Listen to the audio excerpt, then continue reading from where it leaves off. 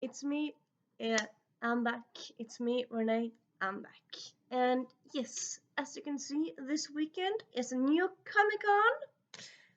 Happiness. Have my happy heart on because yeah, I love Comic Cons. I'm a big fan of nerdy stuff, and yeah. So this is my usual video where I daydream out loud in a video where I talk about things that I really hope will happen. That I cross my fingers and just hope will happen. Will a lot of this happen? Maybe not. But one can hope, can one? Yes, one definitely can. Some of these are, I suppose, more likely-ish, but some of them are kind of newer, related to some things, and some of them are older. And yeah, I'm gonna start by just kind of talking about some stuff I want to happen, and then at the end, can you guess? Yes, books I want adapted. Yes, because I mean, like half of the movies and TV series out there are adapted at this point in time. So like, yeah, maybe someone from Hollywood watches this video. And yeah, I mean, it's bound to happen sometime. And yeah, I really like movies, and I really like, of course, a good adaptation, but that goes for itself really without saying. But yeah, so first, let's talk about the things that I am hoping will happen. I am hoping that we get a Barbie spin-off. So Barbie the movie, it's still out in some theaters. I suppose it's not out everywhere, but it's still out in some theaters. I'm not quite sure if it's still like sold out. Probably not. I suppose maybe it is still kind of sold out. But like still, the fact that some theaters still shows it when it's October and it came out in July. At least here in Norway, that's not really often that you have a movie that's shown in theaters for that long. Often it's just in theaters for a month or two, and it's October. We produced well as soon-ish going to be November. And we're at the middle of October and it's still showing. So I mean, that kind of shows that it's quite a very popular movie. So yeah, I honestly, I talked about this before, but yeah, I am kind of holding out for Barbie spin-off. Like there've been rumors about like doing a Barbie sequel, and like a lot of people involved in it, both Margot Robbie, but also Ryan, I was going to say Seacrest, Ryan, not Reynolds, Ryan Gosling, Gosling, has said they don't really want to do a sequel. They kind of feel like their story is told. I do kind of feel like it's a bit weird because Greta Gerwig, at least in some interviews, she said before the movie premiere that she had ideas for more stuff, and then when the movie premiered, just like, no, I feel like I told my story. It was like, do you have more ideas or do you not? Maybe you changed your mind. I suppose maybe you did. But at least I feel like for me, I feel like you could do spin-offs. You don't really need to do the traditional sequels. You could just do spin-offs because I mean this Barbie world is a huge world. You could, and also in the Barbie world they hinted at things that happened before, like for example that the whole of NSYNC is Alan. It's like, oh, the whole of NSYNC is Alan. Interesting. You can do a spin-off of that. You can do a spin-off of like Ken's being out in the world before because yeah, they talked about like how this has happened before, like in the movie, and that kind of baffled me honestly a bit because like when the Mattel guys discovered that Barbie's released, they're like, oh no, she can be out in the world. But at the same time, it's not like, what? Barbie is out in the world? They're like, yes, this is a thing. It's happening. They're not like anti it happening because like supposedly that's happened before. So it's not like, what is Barbie out in the world? That's not possible. It's more like she's out in the world. They acknowledge it pretty soon that she's out in the world, and they want to get her back in the Barbie land. So it's like, okay, so a Barbie has had to been gone for the first time from Barbie world before. At least I would assume so. Like, tell that story. I suppose maybe that's a bit cheap, but that's a way to do it.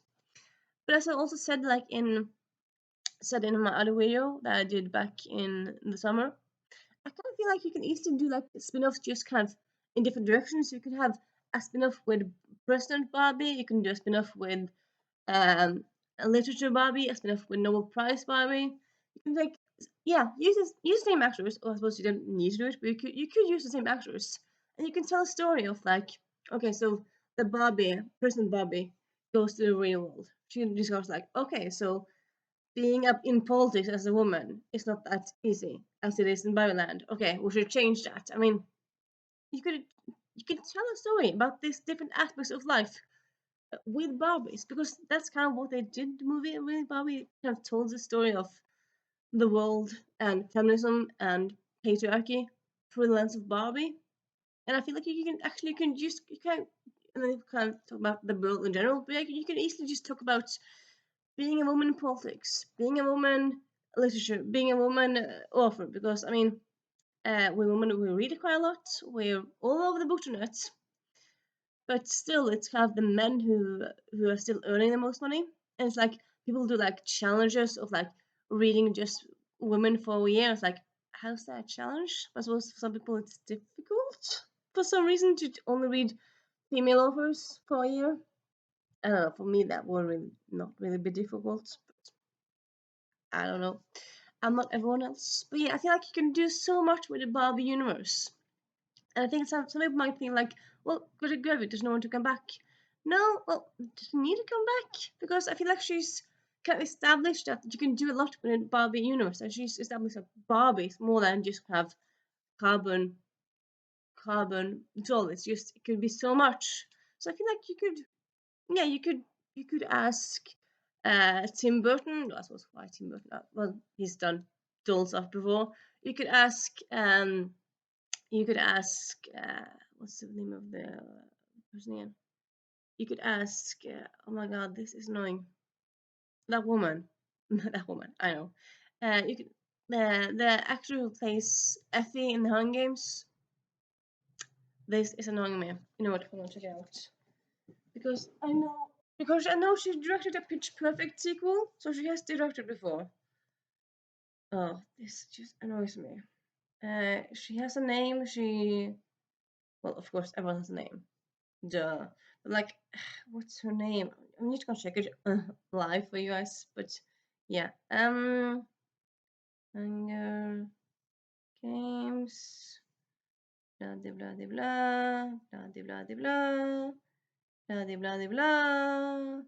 Elizabeth Banks. Yes, it's Elizabeth Banks. She's done directing before, and I feel like more and more females and a woman who wants to direct. And I feel like, yeah, I kind of feel like you could continue on with like the uh, trend, well, continuing on with the rule that a Barbie movie has to be directed by a woman. But other than that, I feel like you can do so much. I feel like it's kind of like, I mean, yeah, because it took it took the piss out of Barbie, but also like took it seriously. And I feel like it's kind of like in the same way as the Jumanji. I mean, Jumanji has had 2 movies now, and I honestly feel like both of them are amazing. Though also the first one, original one, was also great. So yeah, you could just make lots of Barbie movies. Why it hasn't been announced, like, I suppose because integrity, but like still, I feel like it's made so much money, and I don't really feel like you need to do a sequel. You could do a spin-off, and then if you do a spin-off, you could, yeah, don't really need to have Margot Robbie back. You don't really need to have Greta Gerwig back. If they come back, cool. If not, there's lots of cool ways you could do it. And yeah, honestly, I really hope that happens. I mean, I do know that Mattel is already like planning to do other doll movies. I'm not interested in doll movies. I'm interested in Barbie universe. I kind of want Barbie universe.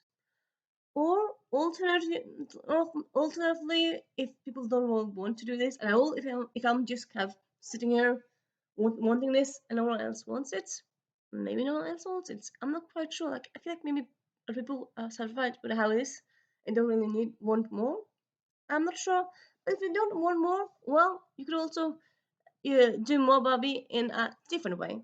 Different way. I don't know why I do that, but yeah, because in the 2000s you had all these Barbie animated movies, and I suppose you can just go the cop-out role of live actioning those movies. Because yeah, I'm also kind of weird in that way, because I don't really mind the Disney live actions that much. I feel like a lot of them are quite good. I very much enjoy the Little Mermaid one. So yeah, doing a live action version of the Barbie of the Barbie animated movies. Well, there are lots of them, but yeah, doing it at least of like the big ones. I feel like kind of it's a no-brainer, and I kind of hope that happens. I kind of yeah, kind of hope that happens in the future, not so far from now.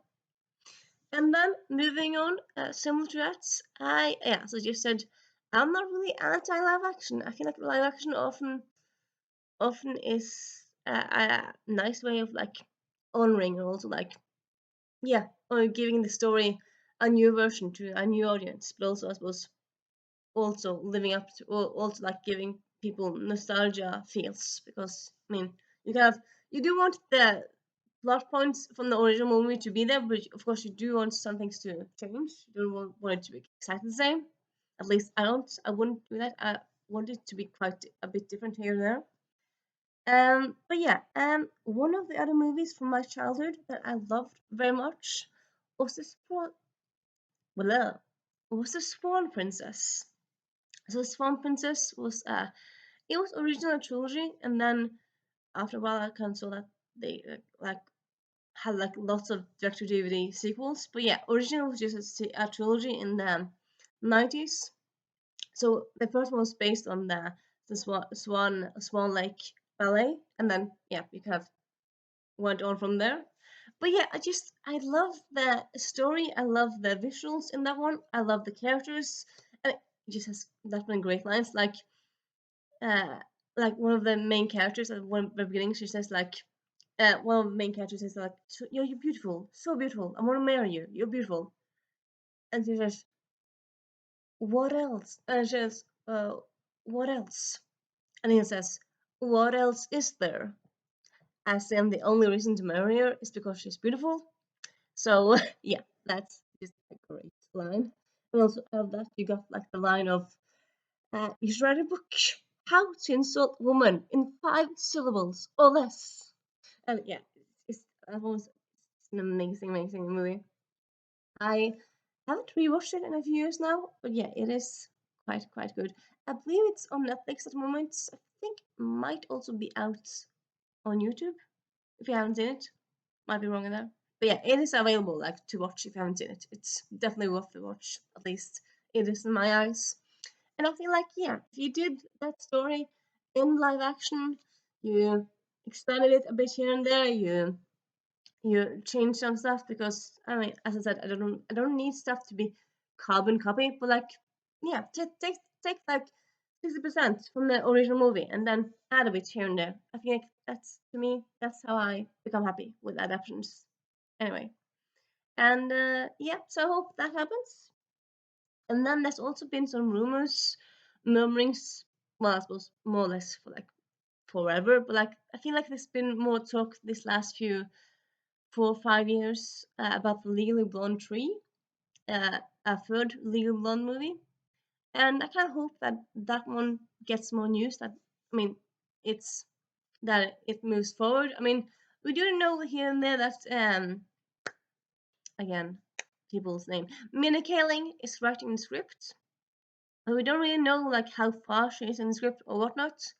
Because she just kind of says every now and then in an interview that she's working on the script, like she's working on it, but she hasn't really said like I'm halfway through, I'm working on my second draft. She's just saying like she's working on it. And I love Leland. Who doesn't? I suppose some people don't, but I very much love it. The second movie, we don't talk about it. It's not that good, but I still have hope for a third movie. And I know every optimist. I feel like the third movie could still kind of get back to its root and get back to the quality of the first movie. And yeah, I just kind of very much hope that we get some news with that. Really, I hope to have some news there. Really. So yeah, that's that, and blah blah blah, and yeah. So this note. So just yesterday, I was just kind of looking around on like books because I was just looking at books coming out and stuff. And yeah, even though like I have lots of books unread, I still kind of check out books like to add to my TBR because I'm that silly.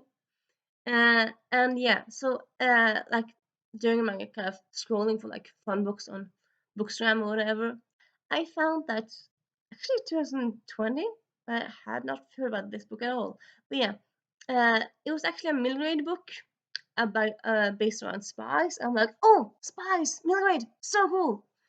And that kind of course, made me want to read that book. But it also made me kind of think, well, honestly, I don't really feel like we've had that many good spies movies lately, or like TV series. Like back in the day, you had Chuck, which I suppose was also a sci-fi TV series in a way, but I would say more spy-based than anything else, maybe. Yeah, well, I suppose it depends on which season you are in, but yeah. You also had the one with the uh, Piper Perabo, Cruel Intentions. No, what's Covert Affairs, which I also very much enjoyed. And then I suppose yeah, you'd have a few more now and there. Like what I'm looking for is a spy, like a spy romp. I suppose yeah, you still have in Mission Impossible. Honestly, Mission Impossible has never really been my jam. Not that I've given it a big chance, but yeah.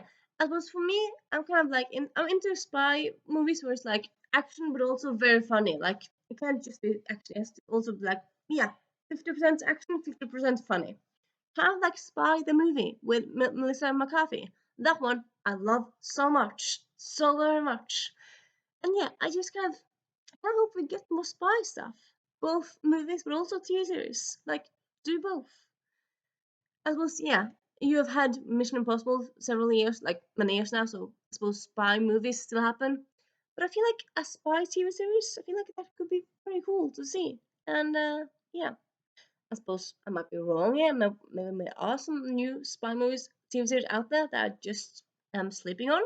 If that is the case, please recommend them to me because in that case I haven't heard about them.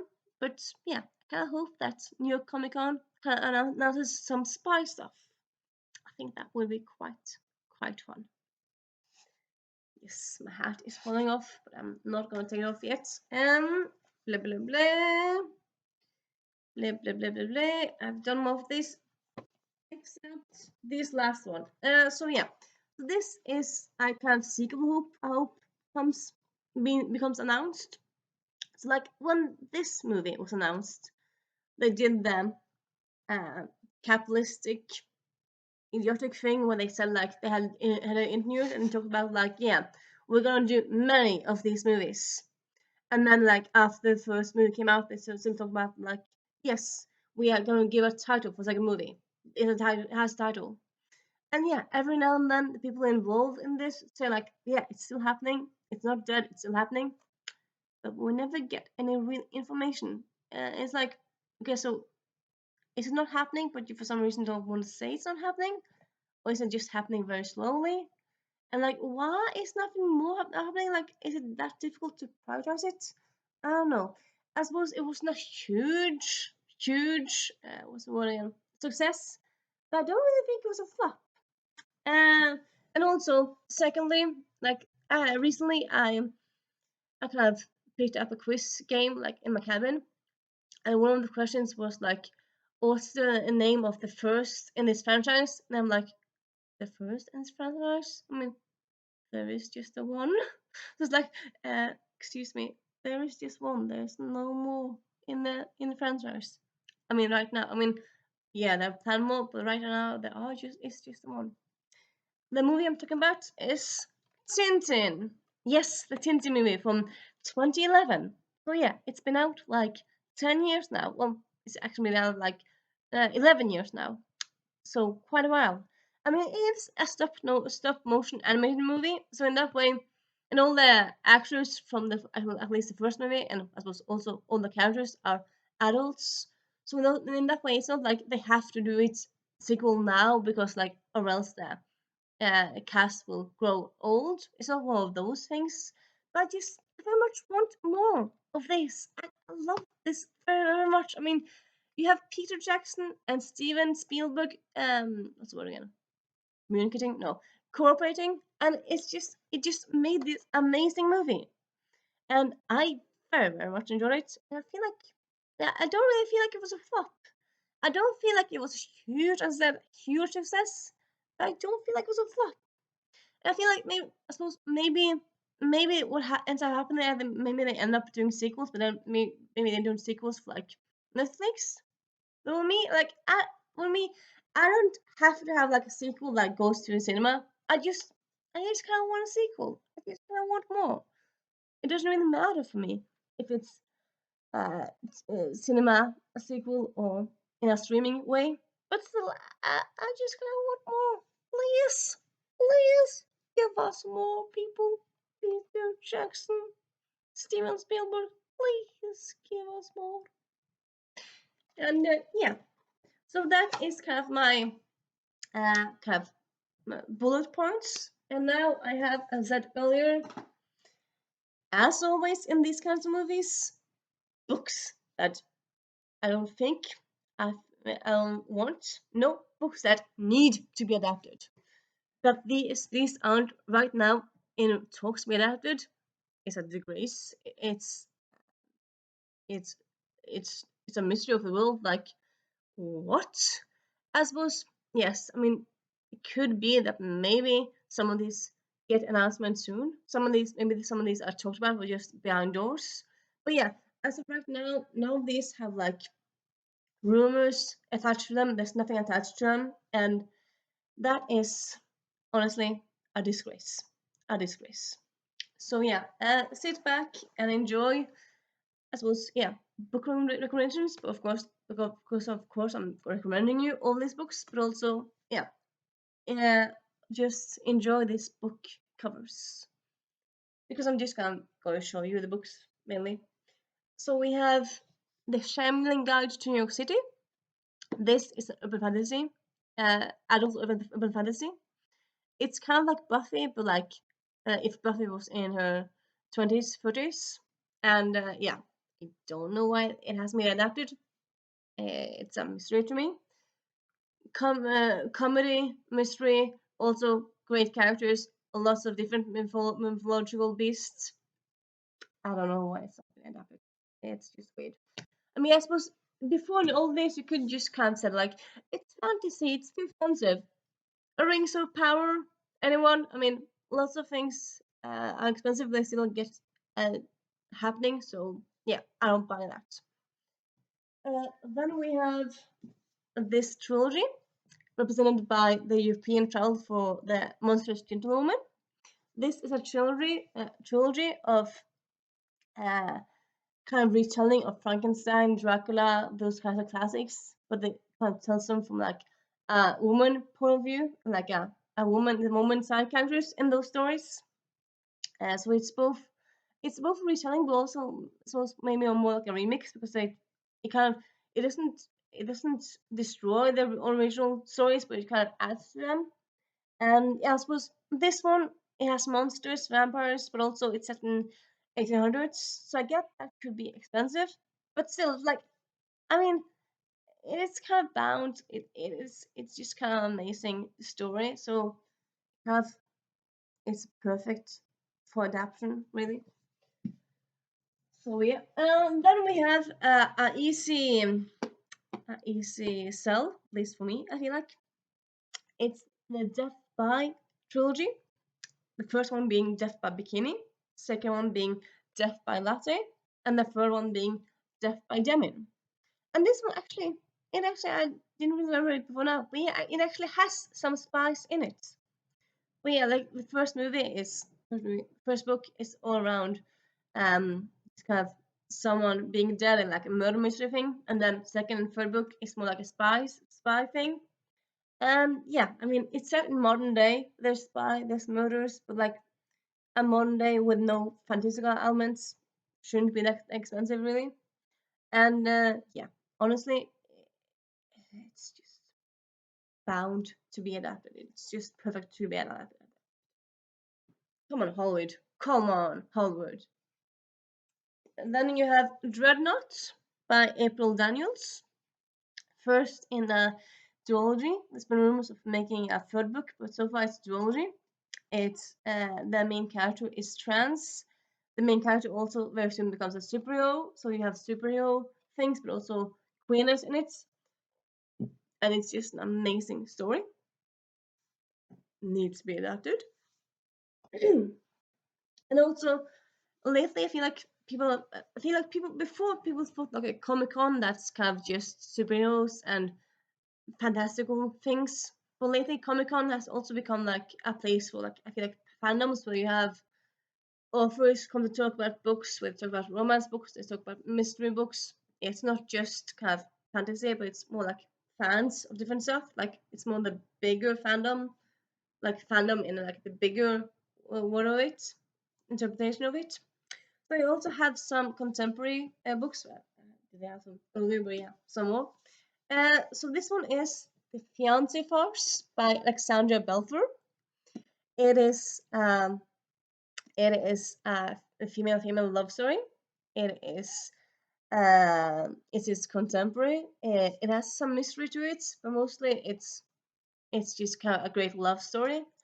And yeah, love stories shouldn't really be that expensive to make, and it has just beautiful aesthetics. It's set in kind of high society place, and yeah, it's just amazing story. Why this not has not been adapted? Well, I suppose I could maybe understand because it's a new book because it came out this year, but also I feel like maybe it's because the people in the States are kind of afraid of the cool queers because you ban all the queer books and all that kind of stuff, which yeah, you're weird. And then we have Margaret Murch Takes It Down by Carrie McCrossan and Ian McMurphy. This is kind of like think Veronica Mars, but in kind of more modern day. Well, Veronica Mars is not like old, but she's older. Yeah, it's Veronica Mars, but just set in modern day with technology, kind of more technology based. And it's just kind of very much like fighting the patriarchy, fighting idiots. And yeah, uh, I mean, it's contemporary. You have no murder elements or like no elements of like uh, big expensive setting at all. Like it's just should be quite inexpensive, and I feel like this is a no-brainer. So yeah, Hollywood, get on it. And then we have yes, I have quite a lot more books. Out of the Blue by Jason June. This one came out last year. It has a more personal in it, so yeah, so you need some CGI effects there, but still, it's this is a book that story has so much. It has the fluffiness of summer fling and summer stories, but it also has like the ideas of like what is the point of life, what is the meaning of life, like what's important. So it's also the big questions and small questions. It's getting over heartbreak. It's just amazing story, and yeah, and it's readapted. I don't know why it hasn't. I suppose it came up last year, but still, I mean, things sometimes like get picked up before the book is released. Sometimes things get made before like the entire book, and I mean, it doesn't always take time. So yeah, I mean, Hollywood. Yeah, I'm gonna be talking to Hollywood a lot during this movie with you. And then we have Starry Nights by Daisy Whitney. It takes place in Paris or Paris. It takes place during summer. Uh, it takes place at like a museum in Paris, so we have lots of art, and there's also some magical realism to it, and it's impossible love story. And I'm just gonna end it there, but suffice it to say, you need to read this book, and Hollywood, you need to adapt it. And then we have The Accidental Medium by Tracy Whitwell. This one came out a few years ago. It's a contemporary, slightly, I would say, fantasy story. It's urban fantasy, so there's some magical aspects to it, but I would say like most of the time it's kind of like a British Jones-ish story. It's a woman trying to get through life, and then sometimes magical aspects intertwine in the story. And yeah, if you like Peter Jones, if you like to laugh, but if you also like some fantasy elements to your stories, check out this book. And Hollywood, or like adaptation people, BBC people, check out this, please, please. Then we have A Wizard's Guide to Defensive Baking by T. Kingfisher. So this is a book that I feel like everyone has talked about already, but it is as great as everyone says it is. And also, it is like it's a fantasy book. So yeah, you need some money for it. But still, and also I feel like you can kind of make it like very cool if you made it animated. I feel like that could also be kind of very nice to do it that way. But yeah, it just kind of I feel like it deserves to be adapted because it's just such a original, different story. And yeah, maybe Taika Waititi could make this movie. I feel like he could. I feel like that could be fun. Yeah. Then we have Don't Hate Your Player, a contemporary story set in a gaming world. And yeah, it's all about being like your different in intersectionality, like being a female gamer, being a gamer who's hot, being a gamer who's not white. There's kind of different things that makes it not that easy, but still, it's yeah, a love story, but also a story about being an outsider and different, and yeah. Then we have Being a Jamie Baker by Kelly Oram. This is a superhero story, so yeah, I have some superhero stories in this pile as well. And yeah, this one is yeah, contemporary superhero story. The first book is kind of like it's a more chill story, but this is a trilogy, so the first, second, and third book is kind of like what? So yeah, definitely like this definitely deserves to be adapted. It is different, but also yeah, very good story. Then we have Heron Complex by Sarah Kuhn. I mean, do I need to say more than just showing you the cover? I mean, can't say it all. It's fluffy, it's full of kicking ass, and full of different monsters. I mean, there's cupcake monsters with teeth. I mean, yeah, yeah. And we have Half a Soul by Olivia Atwater. This is a Regency romance with the Fae, so there's some things in there, but still, um, yeah, it's been people talk about this book before, but yeah, definitely that definitely deserves a adaptation, really.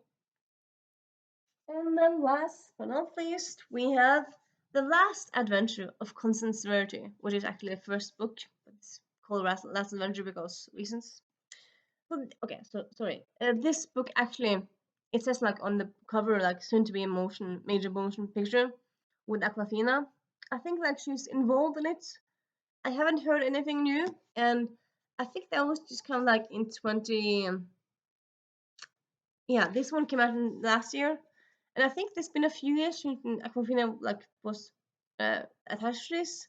So don't know if that's still happening. But if Aquafina is doing it, it will be quite fun. And yeah, we don't really know anything else than that she's just attached to it. And yeah, hopefully we get some news soon. And yeah, that, my dear friends, is the books that no. I have one more book. And also Graceling by Kirsten Cashore. So this one actually it was optioned way back when, and I think they also like had a screenwriter stuff attached to it, and then it didn't happen. I think it was also involved with like the Weinstein company, so I suppose it's so weird that that didn't happen anymore. But still, I feel like it's just a great story. And I feel like Jake Kasdan, who the guy who made the Willow TV series, could like make this because I feel like it kind of gives the same vibes ish, or like I suppose the Willow series was a bit all over the place, but like I liked the visuals of it, and I didn't hate it. And I feel like yeah, I feel like I could make this. I feel like I could make this in a good way, really. I feel like it could be interesting to see his take on it, really. So yeah, that is my hopes and dreams for this New York's Comic Con. Do you have any hopes or dreams for it? Do you agree with me with any of these books or with the takes I had at the beginning? And yeah, I hope you have a nice weekend. I'm gonna enjoy myself by reading lots of good books. And yeah, see you next week. Bye.